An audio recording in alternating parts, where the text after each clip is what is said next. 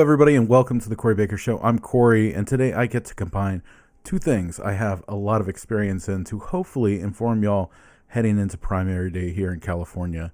That's the film industry and electoral politics, and today I'm going to discuss the Los Angeles mayor's race and the California governor's race.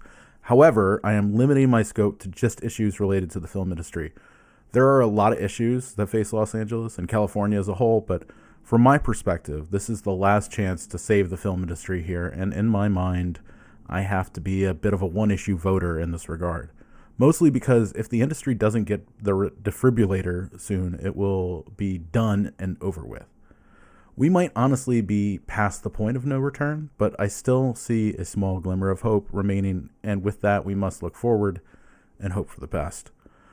Just a small bit of background to establish my bona fides. I was a political science major at Hofstra, and when I was a student there, my dream was to one day run for mayor of Baltimore, my hometown. In the years after my time at Hofstra, it became clear that that dream was not going to happen for a multitude of reasons, and I pivoted my interest over time into film, which was always something I had interest in. In my mind, being in New York would give me an opportunity to dip a toe into film, seeing as that at that time, New York was a distant but formidable number two to Los Angeles in terms of film markets in the United States. It was when I returned home to Maryland that I started my backyard indie era before going to New York Film Academy in Los Angeles for film school. 13 years later, and almost 10 full time in Los Angeles, I had built myself a nice little career in film. Going into 2020, I had my most successful year and was ready to start really pushing things forward when COVID happened. COVID was rough for nearly all industries, but I still managed to work consistently once things opened up. It was really the dual writers and actors strike that marked the moment where the industry really changed and has never truly recovered. While the past 3 years have been less busy, it was really this year that has been the low water mark. And it was an extremely tough on me and many other people I know in the industry. All that being said, let's start locally with the Los Angeles mayor's race. So here is the lay of the land on the Los Angeles mayor's race according to the latest polling from Emerson College inside California politics. Current mayor Karen Bass is at 30%. Spencer Pratt is trailing at 22%. Councilmember Nithya Raman is at 19%. Adam Miller is at 7%, and Reverend Ray Wong is at 4%, 16% undecided, and a margin of error at 3%. In my mind, I'm willing to stretch the margin of error to 5 for two reasons. First is that it's a local race, and that tends to have more elasticity over a statewide or national race. And secondly, because polls are largely a moment in time, and that I think we take the margin of error as like a ceiling and floor and not as a flexible band of support. I mean, in my entire life, I have only been reached out to for one poll, and that was for Maryland when I was already living in California. Needless to say, if you +5 or -5 from all the candidates, it becomes clear that the clear contenders are Bass, Pratt, and Raman. Also, a reminder that California is a jungle primary where all parties run in one primary together, and the top two move to the general unless somebody exceeds 50%. For both these races, I don't see a way we get that 50% with any candidate, so all of these could end up with 2 Democrats or 2 Republicans or one of each in the general. That being said, let's run through the top 5, but devote the most attention to the top 3. Karen Bass has been the mayor the entire time the industry has been collapsing since she took office in 2022. She initially proposed small changes that have shown little effect. Last month, she announced a bunch of additional small changes, but nothing that is proposed would likely make filming suddenly jump. She has not been in front of any of the proposed changes that have been made by groups like Stay in LA, and has not shown the ability to move fast or stand up for what's right. I really think that we're going to probably end up with a Bass versus Pratt matchup, and that is really upsetting because they are clearly the two worst candidates who are in the election. But Bass in particular is just the thing you need to know from a political standpoint is that she is part of this, like, let's make these slow incremental changes and see what happens and wait it out. And honestly, we're past that point. And she really needs to have her feet to the flame a little bit because she is not moving fast enough. On to Spencer Pratt. He has proposed the most aggressive plan, essentially eliminating permitting fees for projects under $2 million and removing roadblocks for filming. He wrote a Substack, which I'll link to in the show notes, that does a good job of accurately describing what productions are going through, but points the blame and grievance against Bass and Newsom. LA is a weak mayor city, and the mayor is below the city council and below the county board of supervisors in terms of power. So much of what he proposes will get neutralized by those Democrats and those bodies. The only hope is to use the bully pulpit and get the public to push the council to move, but that would take broad support that he currently doesn't have. Lots of reports have also said that he has signed a deal with a production company to make a reality show out of him running for and hypothetically being mayor of LA. So I guess he's interested in getting that kind of production made, but I don't imagine that would really help anybody on the ground because yikes.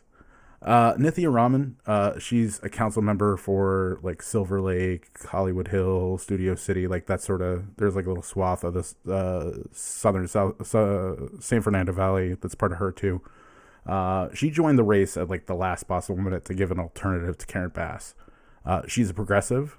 She's sort of been anointed in terms of this race as the Zohran Mamdani for LA.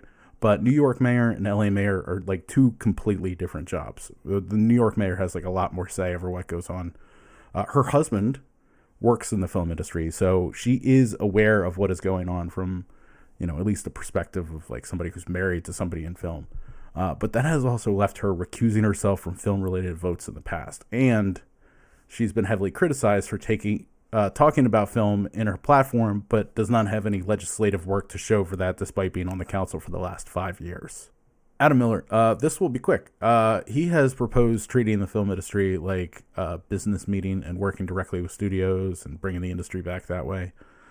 He has not elaborated on any of these plans, just sort of generally speaking, he wanted to talk to the studios. He is the only person polling above 3%. That doesn't seem to take this issue seriously at all, so I don't think we should take him too seriously either. Reverend Ray Wong was the first candidate I saw even address the issue in a serious way. On the day that people backing Stay in LA were lining up to get into City Hall and fight for permit reform, Ray Wong became the first candidate to take that platform and use it for her policy proposals. She's been against the rise of AI and creative endeavors, but not a lot of firm plans that she could do from the mayor's office. And like I was getting at before with Bass, here's the big problem. Bass is in the lead with Pratt behind her. Bass has been working behind the scenes to raise the profile of Spencer Pratt because she thinks it would be easier to beat Pratt. And I mean, according to polling, Raman would beat Bass and Pratt both head to head. But Bass would beat Pratt. So much like Adam Schiff spent money propping up Steve Garvey, the Republican in the Senate race, the last time around, so he wouldn't have to face Katie Porter head-to-head. Bass is doing the same thing here. I like Ray Wong, but she has not caught on enough to give her the vote. Adam Miller is completely irrelevant to our conversation. Raman is the best choice, in my mind, of the candidates who can move on. But what worries me is that if Pratt eclipses her and takes the second spot, we have to choose between truly awful options. And I have to reserve my judgment if it is Bass versus Pratt. But I can't see a path out of this situation if Bass remains mayor. Just to be clear, though, I don't see myself voting for Spencer Pratt. But I imagine that if she cooks up enough support for Pratt, where he becomes the second choice over Nithya Raman, that I am going to have to act like I am going to vote for Pratt. Like I'm going to have to get in her face, like, you fix things right this very second, or else I will vote for Spencer Pratt. as calling her bluff, because right now she is propping him up because he's a joke, and everyone knows that he would get slaughtered. But if enough people would actually consider voting for him, enough so that she has to change her policy positions in order to win, then maybe that's the best case. But if it's Bass and Pratt when the primary is done and, you know, she leads him by 60 points in terms of, like, you know, the mayor's race, like, it's over at that point, honestly. But, you know, she feels like there's actually a chance that Spencer Pratt will win, that perhaps she will actually make changes that will move the ball a little bit. The next ballot item, California governor. And all I have to say is, oh boy, what a terrible crop of candidates. What's interesting here is that most of the impact the governor would have on the state of the film industry is in championing it and pushing for results from the Assembly and Senate, as opposed to anything they would do themselves. But the industry needs two things. The first being permitting reform at the local level, and the second being expansion of the California film tax credit. The tax credit was expanded under Newsom to $750 million, which is good, but it had a couple drawbacks that have kept it from being the runaway success they thought it would be. First is that it's not automatic like it is in a place like Georgia, which means projects in California need to apply and then wait to hear if they're picked, and then they get selected, which happens a couple times a year. This process is hell, and if money is the same, why not go to the place that makes it easier? The second issue is that it's a 40% credit on below-the-line expenses only, and other places like England have a credit that includes above the line. The line, in this case, separates the top people, like the actors, directors, producers, from the rest of the crew. But the actors are a huge chunk of the budget, and that money adds up. The legislature in California doesn't want to look like they're subsidizing Leonardo DiCaprio, but the problem is other places will. And they lost the film industry, and now that's the cost it's going to take to bring it back. The final problem is the $750 million, which did double the previous tax credit. But if the system becomes automatic and it covers above the line, the biggest budget shows would take all that money before smaller projects got the chance. So the three things we are looking for is uncapped credit, above the line inclusion, and automatic acceptance. But again, the governor can't just sign something and make that happen. They would need to get the legislature to agree to it. And I'm not prepared to break down 120 Senate and Assembly seats. So let's just run through the candidates for governor. Xavier Becerra is leading in the polls right now. If you love Gavin Newsom, this is your guy. He is a centrist, Joe Biden, Hill Dog Democrat. Does not appear to be charismatic or loved in the way that you would want in your top cheerleader. He's been mum on the tax credit, generally in support, but hasn't talked about expanding it in any way. But like I mentioned, he's just an extremely boring man who has a great resume, but no one is talking about, like, oh man, he was the best HHS secretary, or he was the best state's attorney general. He's just a regular old Democrat.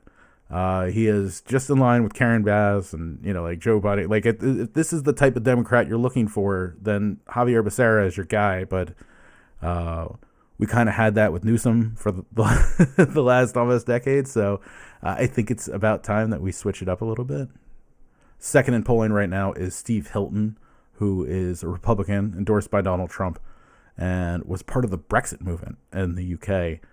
He's not American, so this is as high of an office as he would be able to have in the government. He had an event at the Cerama Dome where he proposed a 5-point plan for Hollywood that includes an uncapped limit, above-the-line inclusion, and rolling acceptance. And he has stated that he wants the industry back at full force by the Olympics. Like, he doesn't want the Olympics to come in 2028 and people talking about our dead industry. Next up, basically statistically tied with Steve Hilton, is Tom Steyer, who was recently endorsed by IATSE. He has pressed urgency and has made many public statements about how he understands how dire the situation is. He's talked about expanding the tax credit, but hasn't put like a specific plan in place that I've seen. But I mean, generally speaking, he seems to be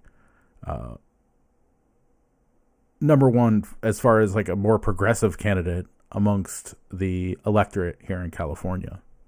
Chad Bianco is the sheriff of Riverside County.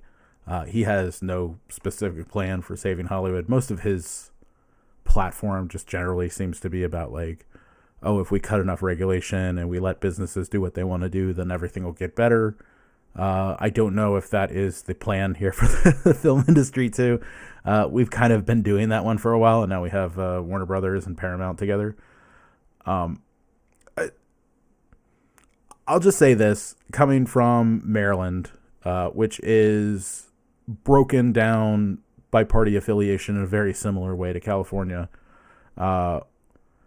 In 2000, Robert Ehrlich, a Republican, won governor in Maryland. And it was mostly because the Democrat who was the lieutenant governor just didn't campaign because they thought they had it in the bag.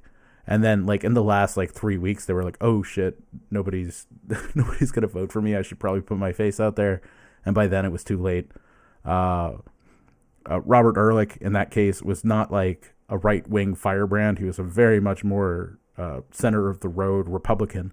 But because the legislature in Maryland, much like the legislature in California, is 75% Democrats, it would be...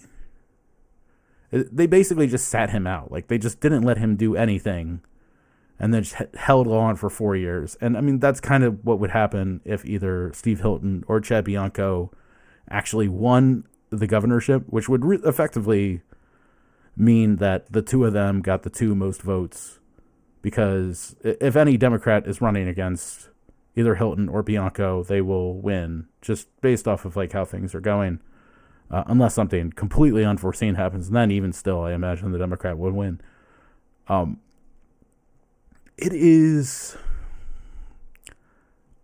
a bad idea, I think, to vote for somebody who we know will just get like recall efforts immediately, and nobody in the legislature will listen to anything that they say and will not allow them to have any kind of a win. So I would imagine that if either Republican won, it would just be 4 years of dogfighting and nothing getting done, and that would be the worst case scenario. So even though neither one of them seems to be the best option for the film industry, in general, I think the Republicans in this race are bad for the future of film in California.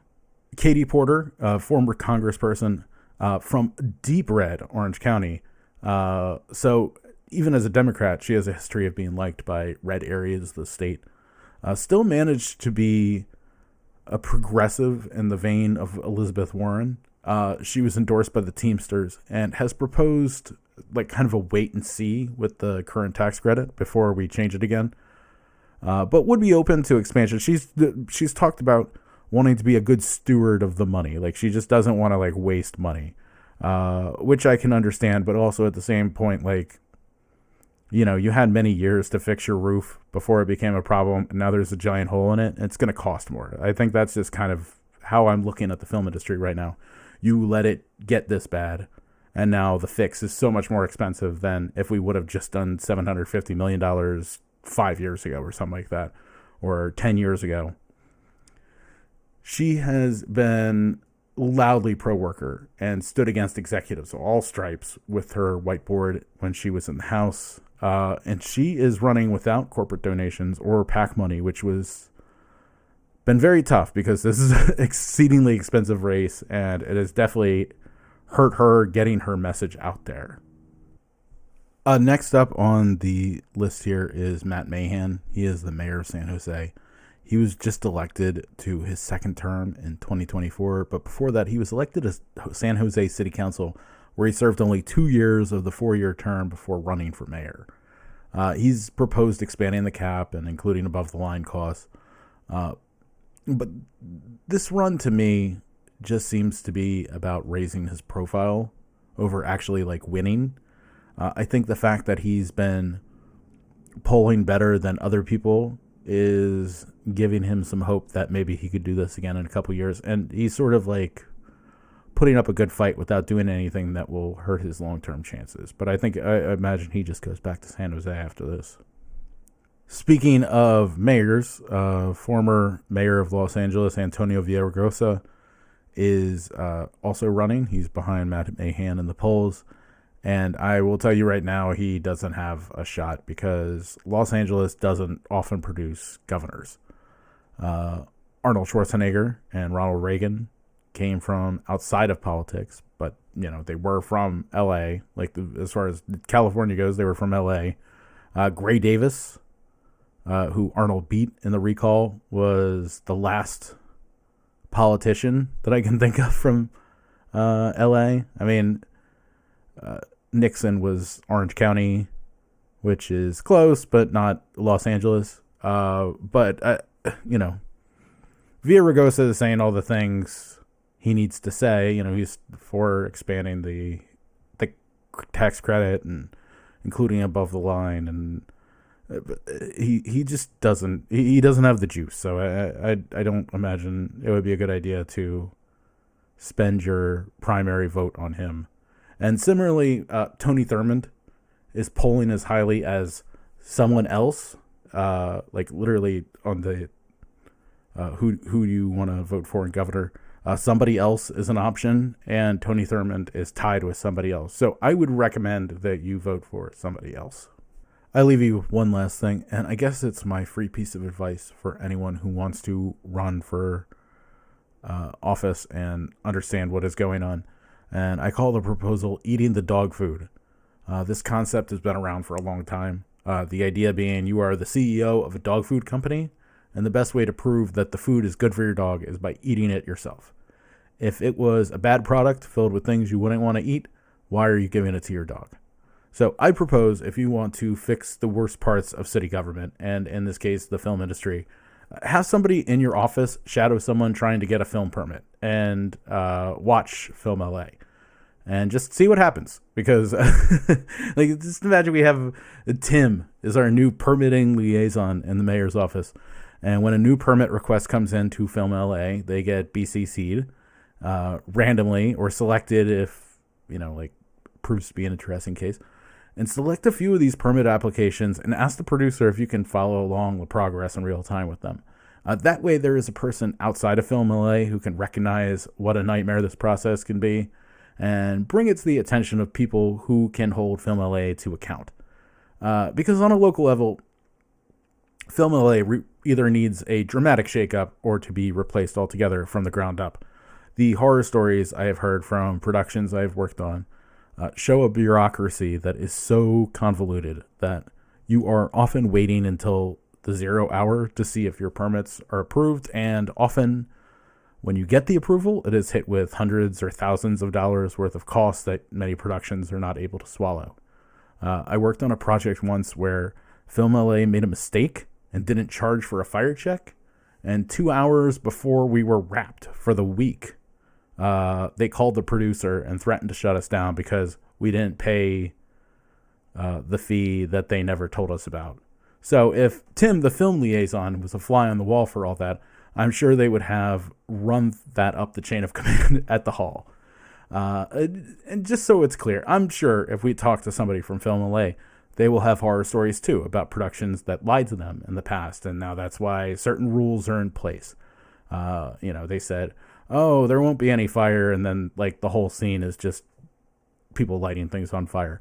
I'm sure it's a nightmare to have to figure out what rules you have to play by, because with neighborhood associations and HOAs and cities, the rules can change literally from block to block. But they absolutely throw their weight around as well and act today, at this very moment, people have to film here, and it's just not the case. In New York, you don't even need a permit if the shoot is low impact enough. Overall, though, there needs to be an attitude shift that gets you to yes and quicker. Right now, Film LA feels like whatever the question is, it's going to be no. It should feel more like you have someone in your corner trying to make it happen. Also, to be more upfront with what costs or restrictions could be. When I was trying to get a permit for a student film, 13 years ago, I was looking for a park in a city. Like, I wanted to have a park space, but I wanted to have buildings like we were in the middle of a major metropolitan city. I called Film LA and asked what I needed, and they told me to just pick a park and then come down to the office and fill out the paperwork. I picked a park, and they said, no, it's not available. I pivoted to a second choice, and it was not available. Third, not available, et cetera, et cetera. I finally asked if they had like a list of parks I could use, like I could see and know which one to use, and they said no. And then I asked how they knew that all the parks I asked about were unavailable, and they told me that they had a list. The list they said I couldn't see. I left and made a list of 25 parks that could have worked and had to go back for round after round of no's. That was 13 years ago, and that was when LA was still the place to shoot for almost everything. The Tau of no still hangs heavy over Sunset next to the Palladium. One way or another, this is a big time for Los Angeles, California, and the future of our film industry. I hope this guide proved helpful for you in making the best decision on your ballot. I'm not trying to make this channel political as best I can, but I hope you find this a just the facts guide for one of the most consequential moments in Los Angeles history and the film industry in LA in particular. Remember, voting ends on June 2nd, and no matter who you vote for, please vote. Anyway, that is it for me today. Thank you so much for following along on this voter guide. It's something that I care a lot about, and I know a lot of people don't. So I thought I would give you sort of the quick and dirty about what's going on here. And yeah, just please get out there and vote. So few people vote in primaries that your vote actually has an oversized impact in races like this. So go out there, make your best decision. I'll see you guys here next week. Have a great day, everyone.